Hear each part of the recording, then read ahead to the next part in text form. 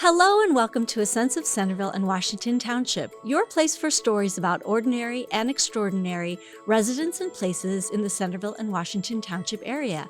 I'm Susan from Centerville-Washington History, and I look forward to hearing your story. Today, my guest is Lee Snyder.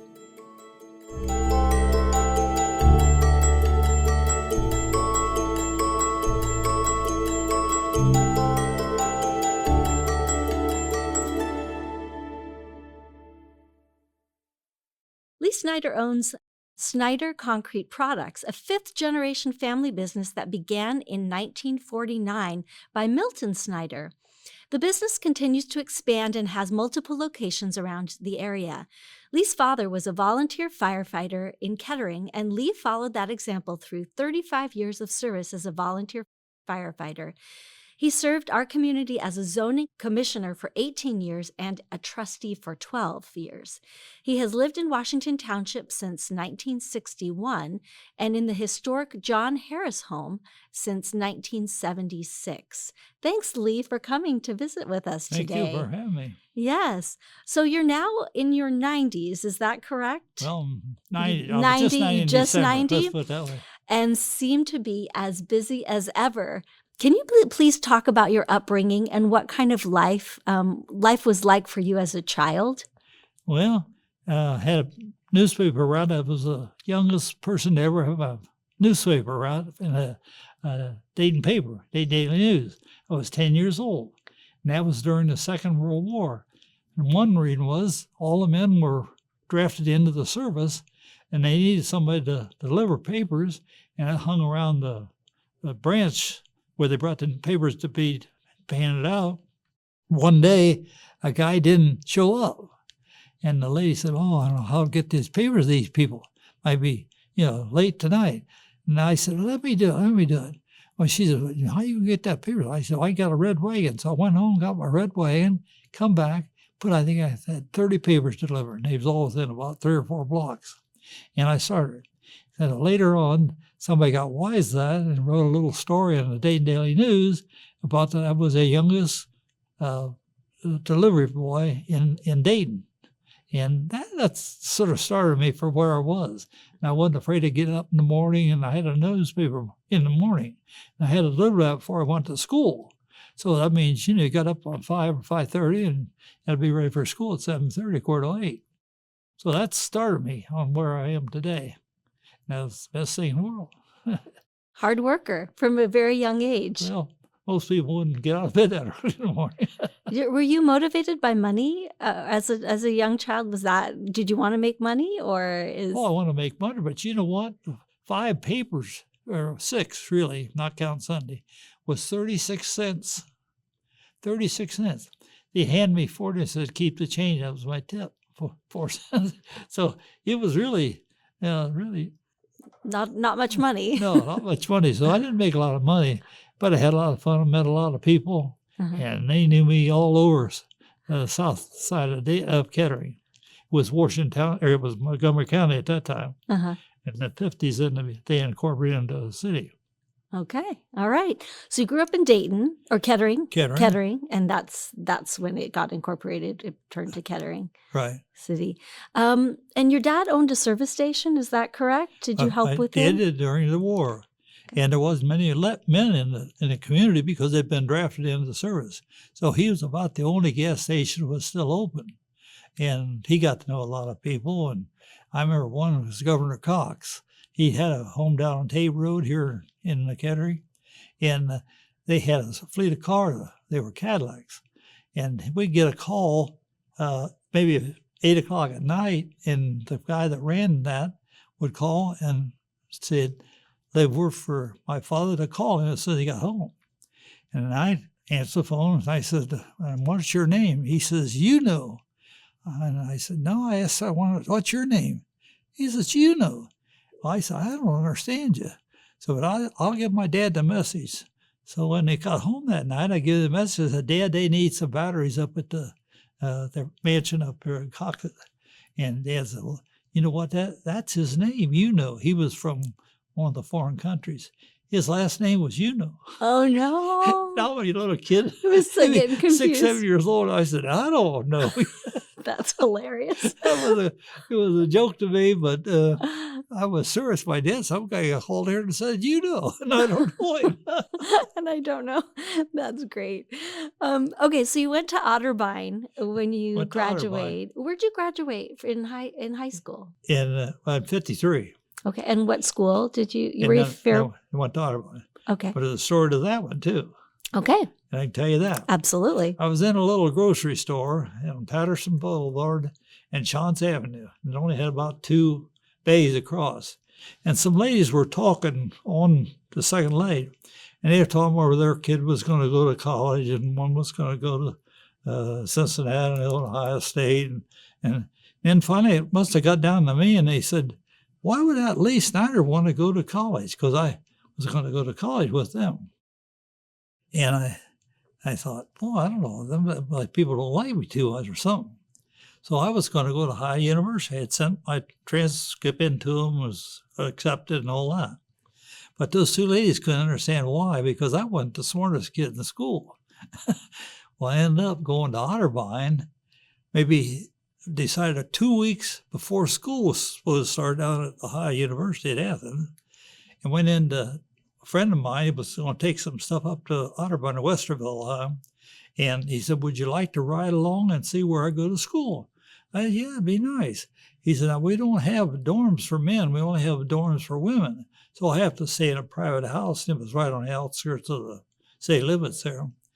So he introduced me to them, and they showed me around. And I said, "Rob," I said, "Man, I'd like to go to school here." He said, "Well, we got a couple minutes. Let's run over to the admissions office and I'll get you a catalog, and you can take it home and see if there's things there you want to take." I said, "Fine."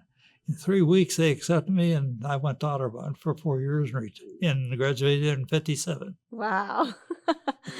So things changed for you. Yeah. Oh, yeah. Yeah, that's amazing. What did you study? Well, I'm just a liberal arts education, but accounting is what I majored in. And I did a lot of other things too, but really in the high school, I hadn't taken the courses to get me in to school. So consequently, I had to take some foreign language in college. And that was Spanish, so I picked Spanish.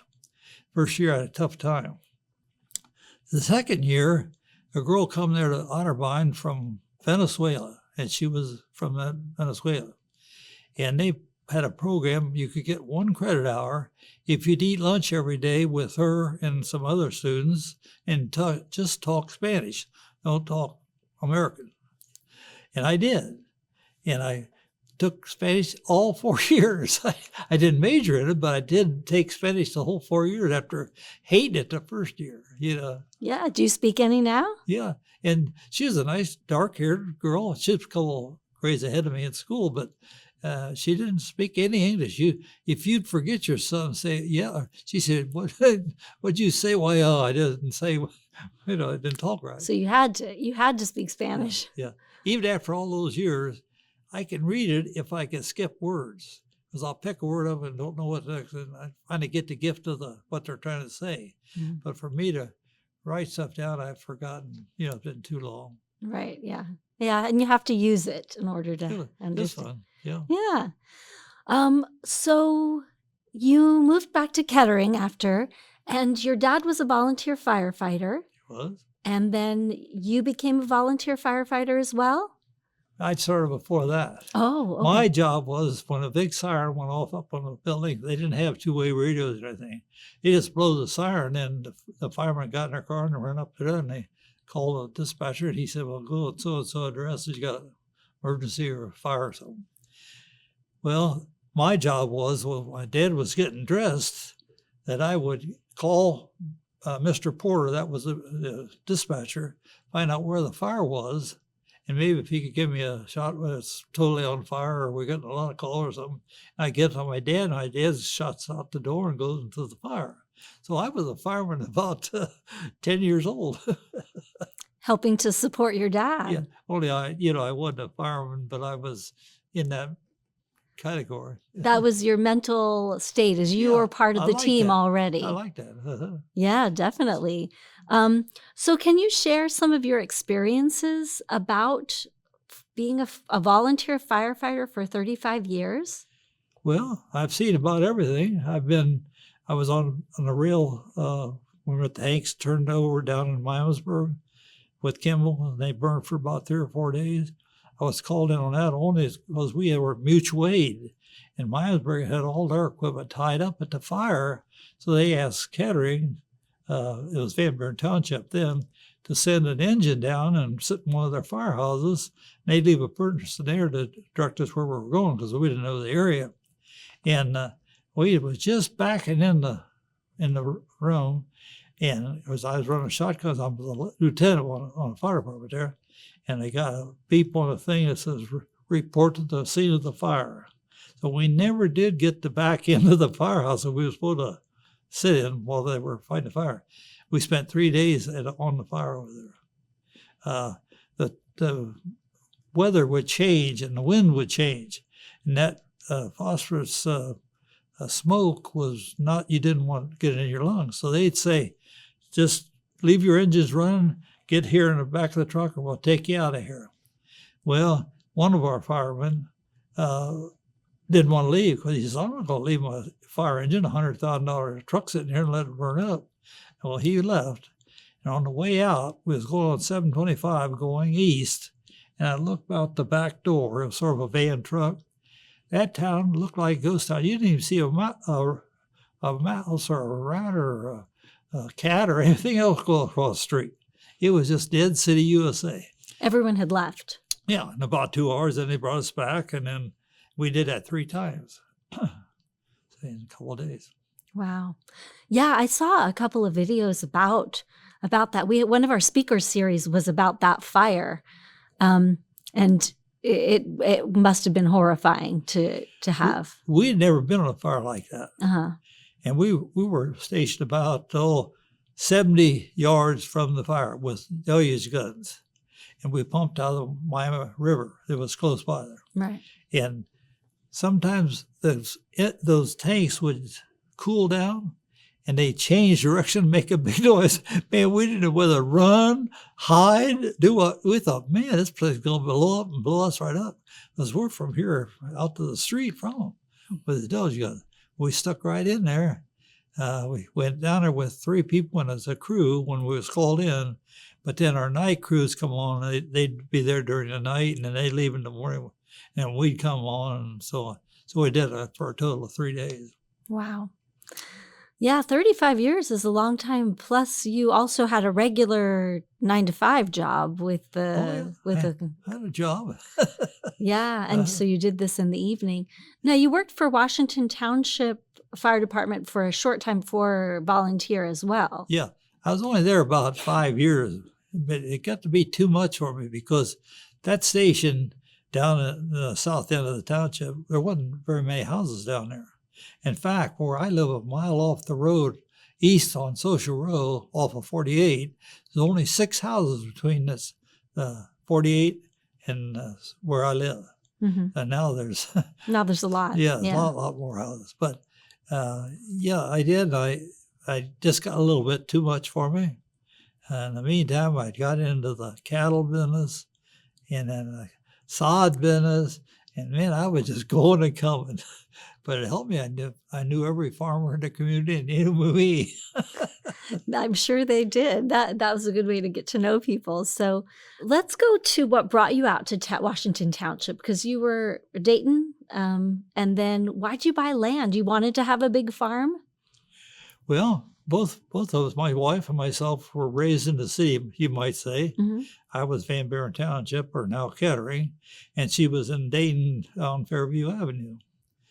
And I met her like in September, and we got married the next March. And so went on a long deal there. But she liked farmers. She'd never been on a farm, but she liked it, and she liked the animals. And we looked around, and I'd bought when I was still in college, I had bought 30 acres farm on Spring Valley Road. And I was in the sod business with my grandfather as a side item. and I helped mow and plow and plant and so forth. And then some guy come along and offered me twice what I bought it for in 3 years. Well, I'm young. I'm saying, boy, that's great. And we were looking at another farm, which was 103 acres on it. And that's the one that I live. I don't live on that. I sold a little bit off, but I still got that 100 acres. But I moved across the street where I'm at with another 30 acres. But we raised sod on that. And it had been a grain farm prior to that. But then we raised sod. But then business went down, and sod wasn't selling. My grandpa said, man, what are we going to do with all this? He had 100 acres along the river down there, and we had quite a bit of sod out. He said, what are we going to do with this sod? And somebody said, why don't you get in the cattle business? I said, I don't have no money to get in the cattle business. Oh, my wife's uncle out of Chicago got wind of it. And he said, yeah, I hear you want to get some cattle. I said, yeah. He said, I'll tell you what, I'll back you for one truckload. That's about 35 head. And we'll go down to Paris, Kentucky to an auction place and buy you these little calves. You put them on the field for a year on the sod and sell them, grass feed. You had to feed them with corn at the end. But that's how I got into business. Because I was up to 120 head at one time. And the whole farmer around here said, man, Snyder, you're nuts. And I was a little bit crazy, but couldn't stop. He was a backer, and I just kept turning over and made a little money, not what we thought we'd do, but we made a little money. Sold them to Val Decker up at Beckway and slaughtered animals. But they'd been fed out on corn. They were better than meat you're buying today because they had some grain fed. Wow. So it's another story. You have the business in your soul. You like to be adventurous with business. Yeah. So you still have a lot of land, right? You have 30 acres? I got one parcel that's 103 acres, and the other parts started out at 30, but I give my son 10, so it's got maybe 20 there. So I got not a lot of land, but 120, 130. For Centerville-Washington Township area. The builders think I got a lot of land. Yeah, I'm sure. They all want to try to buy it. I'm sure they do. You don't have farm animals now, but you've had animals. No, but we've had everything you can think of. Yeah. From goats to horses to sheep. I mean, we've had everything that you could think of in there. And pigs. I had a pet pig one time. And we took him, our kids were in 4-H, and we took him to the fair, city fair. And those pigs are smarter than you think. If he saw a tin can sitting in the aisle, he'd grab that tin can and take it into his pen with him. I mean, he helped clean the place up. He wanted something to play with, or so they're not as dumb as you think they are. Yeah. Well, you still have all the barns. What do you store in your barns now? Just my tractors to mow. I got still a lot of grass to mow, but I let somebody else do the farming. Okay. So it's just more of a hobby now, and I have my own,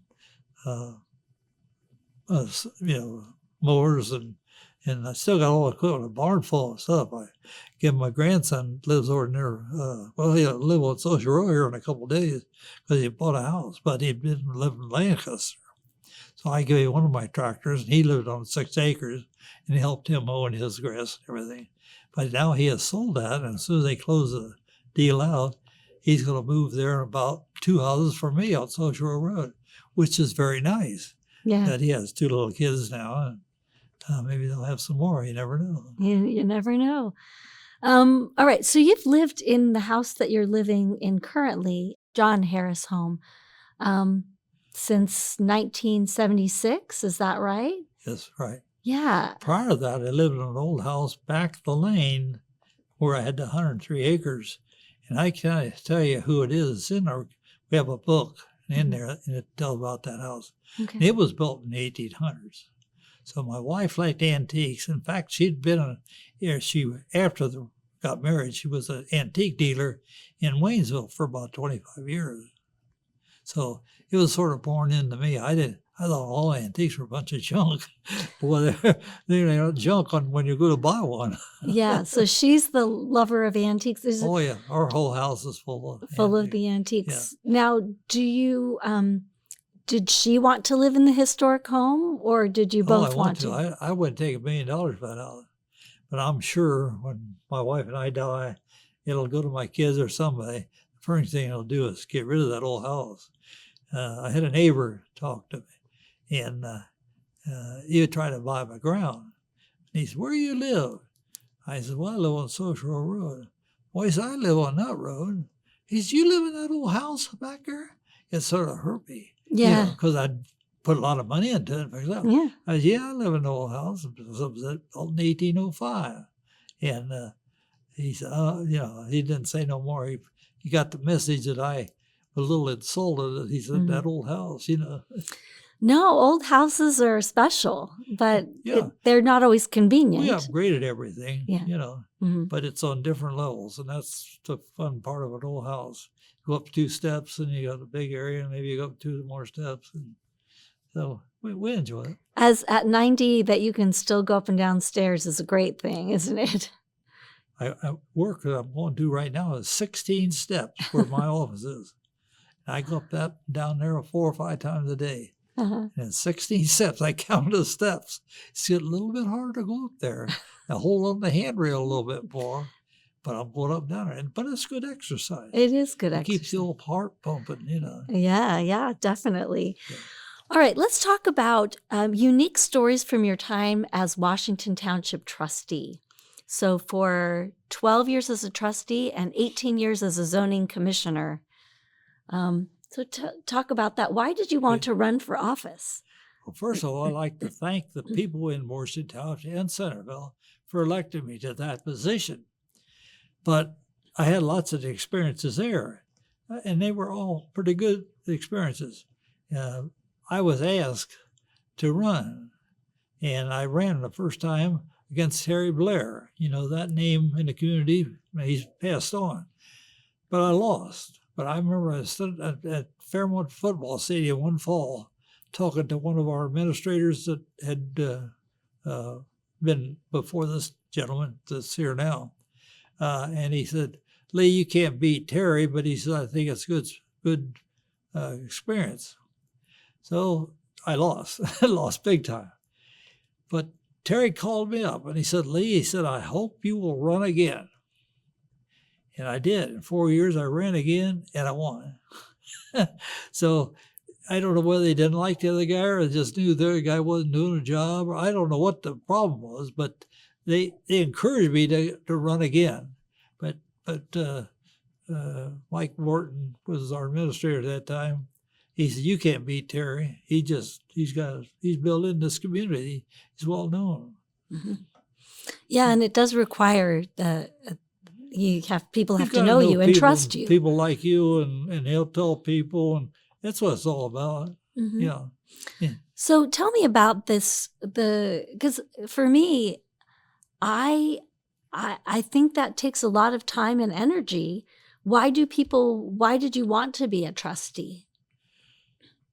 Well, that's a good question, but I think being in the zoning for so long and knowing all the trustees and how it worked and everything, I guess it's another step up, and I wanted to try and see. Mm-hmm. And I really, when I went in, I didn't campaign too hard because I didn't think I could win. I hadn't been around it long enough, and I didn't. But 4 years later, I did. So you got to stick in there, believe in what you did. Mm-hmm. I did it. Maybe knowing I wouldn't get there the first time, but the second time I did, and then I met a lot of nice people. We're in the concrete block business and brick business and so forth. And a lot of those are builders that we have dealt with over the period of years. So I knew a lot of people coming in there. Not that they got any better treatment than the guy that I didn't know. I still made it a little more homey for them to come in there. And, zoning and coming before the trustee board is sort of a negative to a lot of people. It should be a positive, but they get all shook up because some guy didn't do something in his yard front yard and I had to go to the zoning or to get it changed and then maybe on to the trustees. It's a little bit on the negative side rather than the positive side. And I always try to make sure that if I knew old Joe here or Bob over there, I made sure I said, how you doing? And they appreciated that. Yeah. It sort of softened it up. Yeah, so local government has that opportunity to really make things better for your community and show that you care about the place that you live in. Well, yeah, I hope I did a good job, with things that the township trustee on 48 at Social Road, we had bought part of her farm and built a firehouse there. Well, then later on, she called me up. I guess she liked us well. Said, how would you like to buy the whole farm? Not me, but the trustees. I said, well, that sounds great. But I said, I got to go back and talk to my other people. And that was Joyce Young and Terry Blair. Mm-hmm. Anyways, was this Ethel Winterhalter? Yeah, Ethel Okay. Winterhalter. Okay. Yeah. Yeah. I said, she called me up and had me come over. And when you talked to Ethel, man, you had to be there for an hour because you talk about the Civil War so far back. She's talking about the Civil War. But then she throw in what she was wanting it for. She said, how would you like to buy this farm? Well, I said, man, I'd have to take it back to the trustees, but we'd love to have it. Went back and boy, no problem at all. And they made a deal where she would buy it, we'd buy it, the township, over a 10-year period. So I made the payments, we could afford it. Well, about 3 years come by and she died. She left it she had no family, but she had some nieces and nephews. They were spread out through the country, mostly in California. And it was a pretty good chunk of money. And they come and they said, we want all our money. We said, that's fine, but would you give us a 10% discount? Oh, yeah, we'll give you a 10% discount if you'll pay it off in cash right now. We did. We went, we had enough funds, and we bought that ground. And we saved 10% there.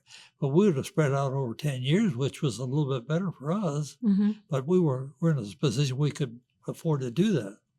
And it's paying dividends.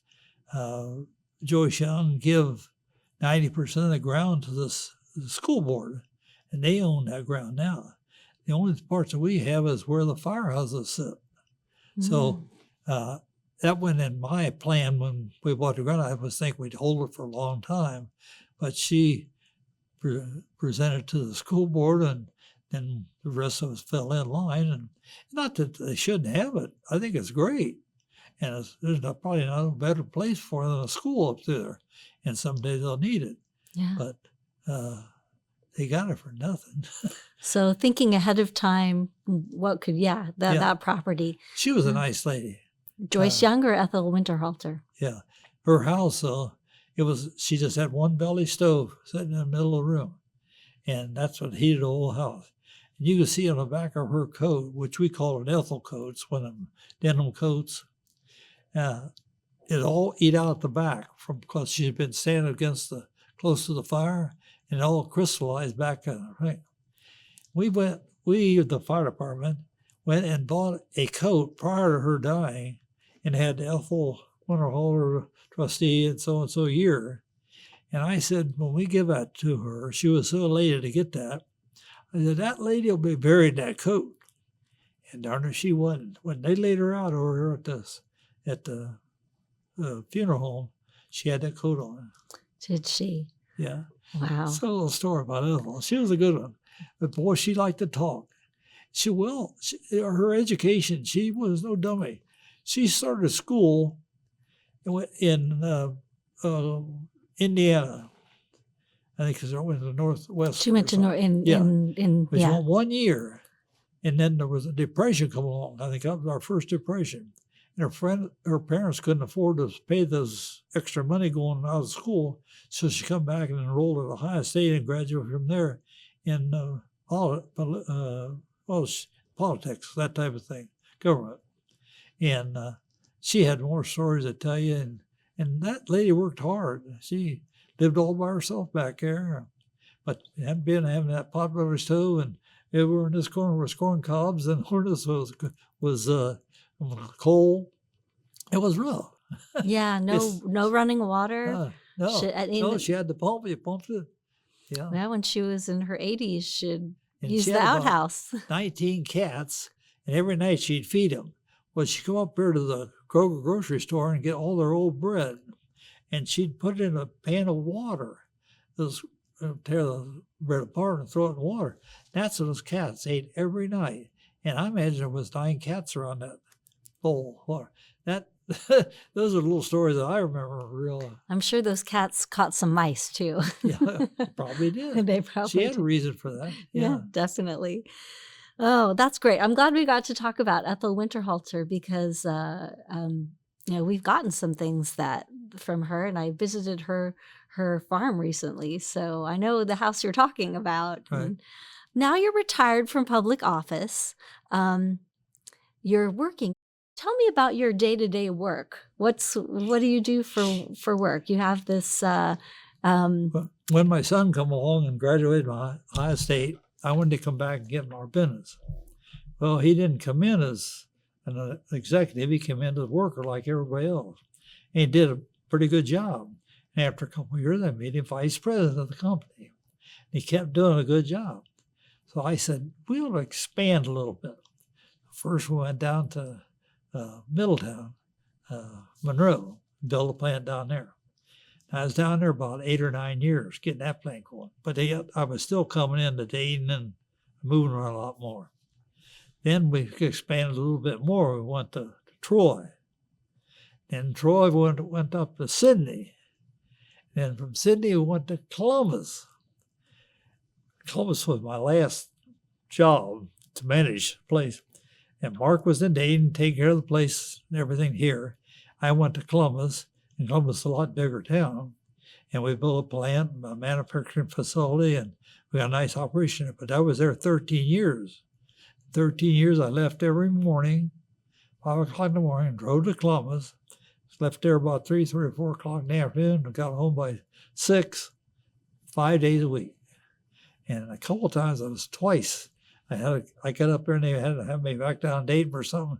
I drive back down there and they're back up. Well, I was doing a lot of driving. Yeah, I'm sure you're still driving a lot. Yeah. You're going back and forth all sorts of places. Well, people say, man, there goes some 90-year-old guy driving a car down the road. But I pass all my tests. I still have a license. And so knock on wood that I won't fall apart tomorrow. Yeah. So it says you're a 5th generation family business. Who started the business? Milton Snyder. Who was that related to you? Is that your grandfather? Then my father and uncle. Okay. Took it over, Paul Snyder and Bob Snyder. Okay. Then from there, I took over. Only the reason we had 2 different separations. We had Snyder Concrete Products and we had M.G. Snyder and Son Ready Mix. They wanted to get all the ready mix business and the separation of sand, making sand and gravel. And they said, what would you want to do? You want to stay in the ready mix business, or do you want to go down to the block plant build, selling bricks and block and so forth? And it was much smaller and not doing real well because they didn't pay much attention to it. And I thought to myself, I think I'd like to go down and try that. I could be my own boss there. I'm still there. They're telling me what to do up here. So I did. Well, in a couple of years, they decided to shut the ready mix and the block and the sand and all that down. So it left me with the business. And my grandfather left 50% to my cousin and 50% to me. And I was only one really that ran the thing. My cousin, he didn't have any interest in it. In fact, at the end, I was giving him a check every week just to keep him out of there. Because I had customers come and said, if we knew Bobby Snyder had any part of this business, we wouldn't buy from you. And I said, that's not going to work. So I asked him, I said, I want to buy you out. And my father and uncle and cousin. He said, oh, that's great. Well, say the company is worth $1 million. You'd think your half would be worth 50, right? Is that how you figure? 50%, yeah. Sure. Okay. We get all the paperwork done and everything, go to the attorney's office to sign the papers over to me, and they hand him a check, and he looked at his check, and he said, well, you didn't make a check. The check's wrong. I said, what do you mean? It's 50%. No, we want all 100% of what the company's worth. I said, you, my father and uncle, and my cousin, and they just sitting there grinning like chessy cats. Well, I said, I'll do something. Just stand by for a couple of days. Well, I didn't know whether I could borrow the money or not. And I went to one of the banks in Dayton and said, look, I know you said you'd give me half of it to buy this company. Well, now my family wants it all. It's twice that. No problem. We know you. We don't know Paul and Bob Snyder. And I got the money. And it was tight on me. And then they went on a little bit further after about 6 months, and it came to me and he said, we want you off our property. I said, what are you talking about? He says, you don't have a lease on this ground. I said, well, that was part of what I bought. No, you just bought the... So I went to my grandpa and I told him, man, he snorted out there and he cussed a lot. And he was, heavy temper. He went up to the main office and he talked to my father and uncle, and he come back in about an hour. Boy, he must have read the riot act to them, because they said, you don't have to pay them. But he said, we're going to pay them maybe $500-600 a month rent on the ground. And that's the only part I had to do. And I did that until they died. And after they died, and didn't do it anymore. But I didn't have an easy road. They didn't make it easy for No, me. they did not. No. Yeah. And most families wouldn't do that to you. Well, I always heard don't go into business with family, but you have. And Yeah. yeah. I think part of it was jealousy. Mhm. Yeah. Here I went to school and I graduated from college. He went 1 year at one of the universities, and he was a different animal. Mhm. Not that he was a crook or anything, but he had different thoughts than I had. Yeah. Yeah. Didn't Yeah. want us to see you succeed. He was trying to get his money too. Okay, so you're retired from public office now, Right. still very, very busy. How do you like to stay involved in the community? Well, after I left being a trustee, I went back on the zoning board Oh, did you? Okay. for several years. Then I would always complain when we didn't have a full house of people that should be there, 5 people. Maybe we have 3, maybe we have 4. We had to have a quorum.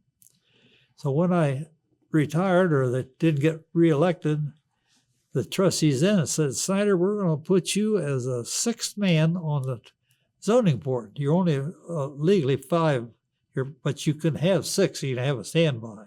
You're going to be the standby person. I said, oh, that's pretty good. I figured, well, that's only last a year or so. The first year was there, I only missed 2 meetings out of the whole time. We meet every month. So there was 10 months I was on the zoning board. And then I spent another 10, 12 years after that as that 6th man. And there was always somebody that wanted to go here or got sick or something. So I spent more than what it shows in the book, but I spent a lot of time on the zoning. And I think people appreciated me, and I knew everybody, and I knew the community. And what's happening today, I don't think... See, we want a green space, a community with green space. 3/4 of an acre for every house. Well, now they're putting 4 houses on 1 acre, and they're filling in between these houses, which I don't agree to. And that's probably part of the reason they got rid of me. Yeah, having different opinions. Age too, but yeah. now, you don't tell people, I say, that old guy up there, he's 90 years old, sitting in the zoning board anymore.